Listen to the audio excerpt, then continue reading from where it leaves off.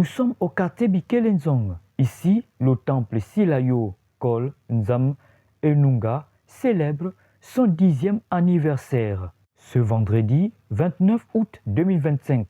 À l'occasion, les femmes du dit temple ont animé une conférence sur le thème de la femme face aux enjeux de l'heure. Une conférence qui a permis d'abord aux invités de comprendre d'où est parti le mal, pourquoi les femmes de nos jours ont perdu les valeurs vertueuses qu'incarnaient les femmes d'autrefois. La chute de la femme a commencé dans le spirituel. Donc, la femme a eu à poser des actes, des dissonances spirituelles, elle a été orgueilleuse, elle était avide de pouvoir. Et sachant son pouvoir, sachant qui elle était, elle a commis énormément d'erreurs comme révéler à l'homme certains secrets interdits.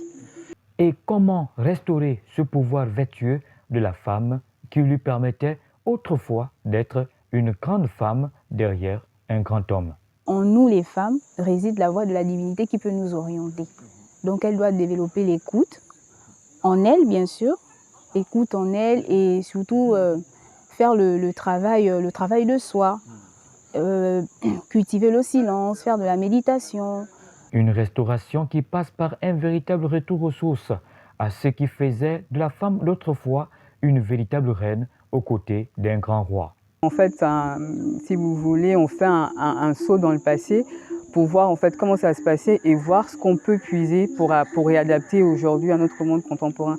En fait, ce qu'on fait, c'était vraiment de planter la graine pour faire prendre conscience à la femme de l'être qu'elle est, mais lui faire comprendre aussi qu'elle a tellement perdu de choses en chemin qu'il y a énormément de travail à faire pour qu'elle redevienne ce qu'elle est. On fait comprendre à travers le retour aux sources, en fait, le bien fondé pour la femme de revenir à ce qu'elle est à l'origine. Parce que le pouvoir est en elle, il n'est pas perdu, c'est juste qu'il est en léthargie.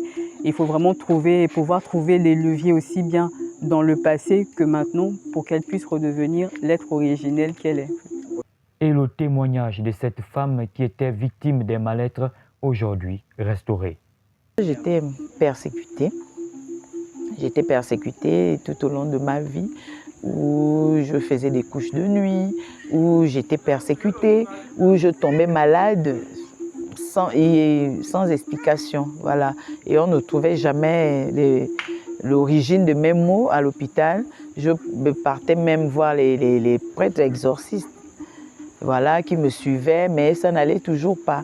Donc, en fait, ma persécution a contribué à mon accomplissement, en fait, que j'aille vers ma destinée, parce que j'ai reçu l'appel.